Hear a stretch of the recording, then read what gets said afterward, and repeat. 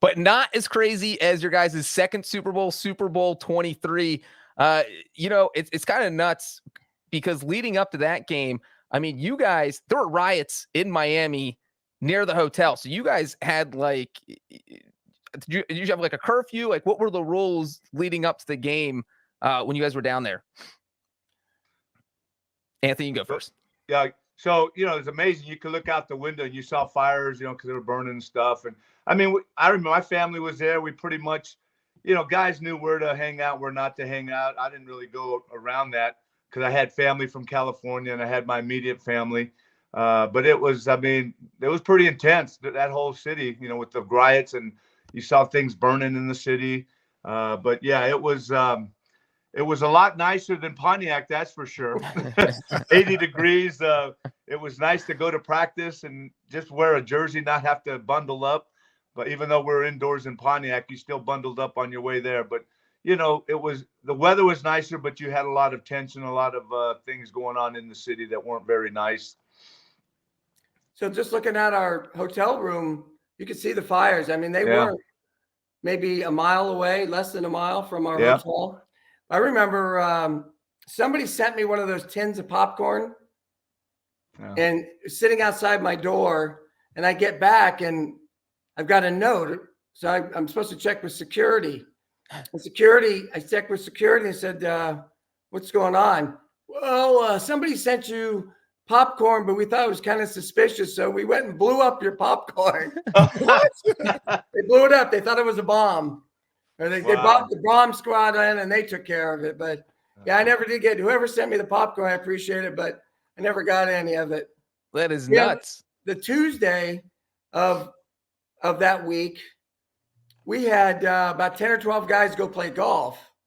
And we jump in a bus and we've got a police escort. So here we are, 10 or 12 guys in this bus, police escort. People are moving off the road so we can go play golf. It's like, wow, this is crazy.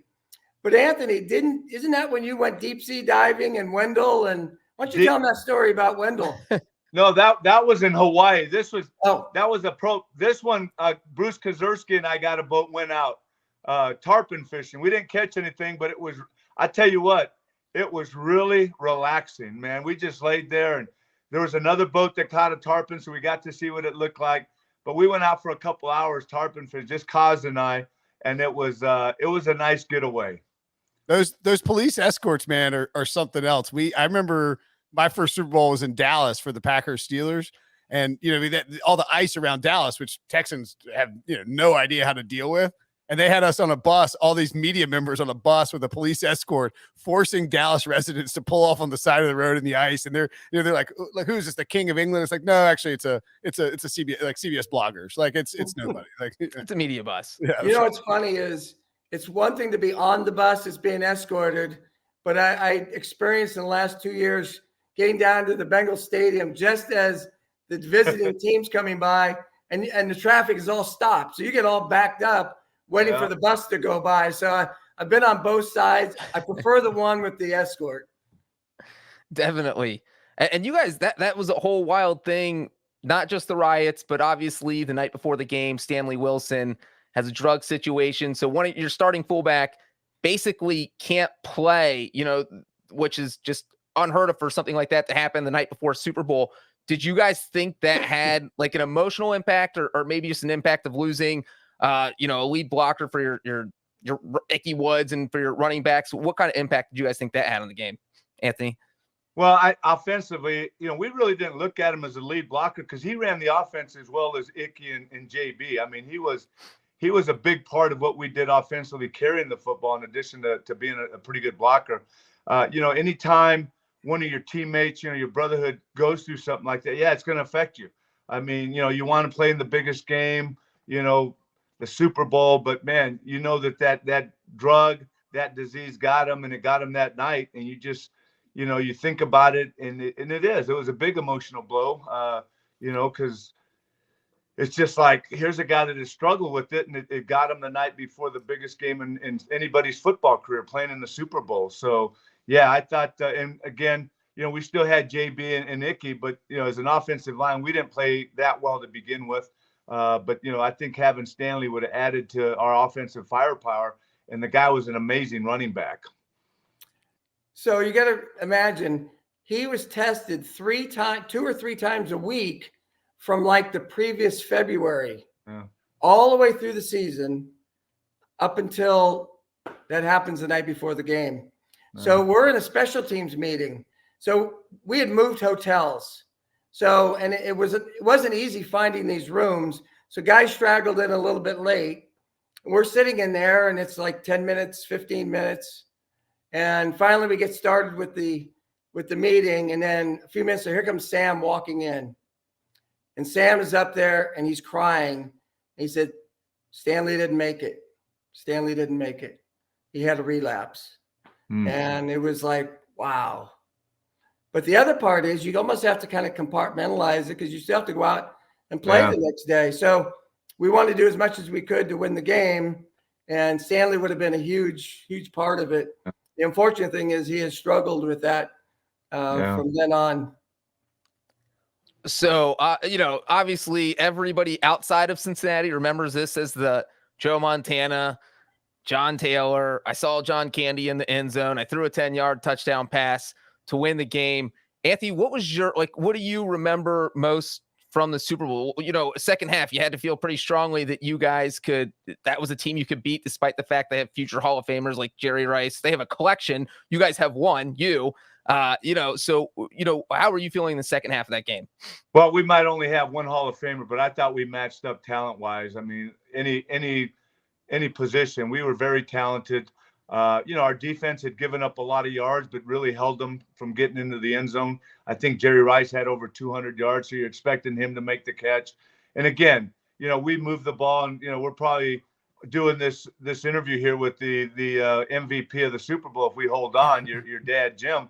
But it was just 92 yards and 3 minutes left. You're thinking, okay, they've moved the ball, but maybe our defense and you're sitting there thinking, man, if I only had some pass rushing skills, man, I could get in there and help our guys. But it was you're helpless as an offensive player because you're sitting there watching, Joe Montana and those guys move down. And I mean, the guy that you least expect to catch the ball, John Taylor makes a catch, and it's like, wow. And it was like a dagger going in, even though we had 34 seconds, not a whole lot of time, that they score going 92 yards. So it was the closer they got, the more you think, okay, well, hopefully they score and we get more time than just 34 seconds. And it's crazy because you mentioned Dan Buns earlier. That was the play of his career. If you ask him the highlight of his career, it's that play. And I'm sure if you ask John Taylor, only catch he had that game. These two guys come up with one huge play. And Dad, Anthony just mentioned that you probably win the MVP.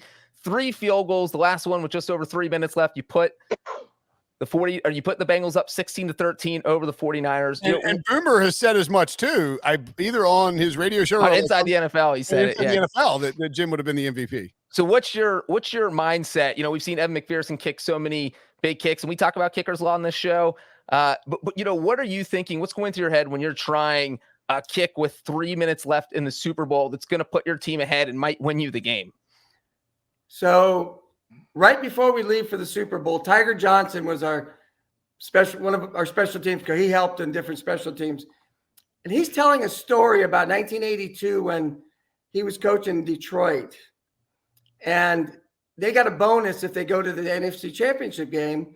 And Eddie Murray missed the field goal that would have put him in the NFC Championship game. And as he starts talking about Eddie Murray, he just kind of goes off.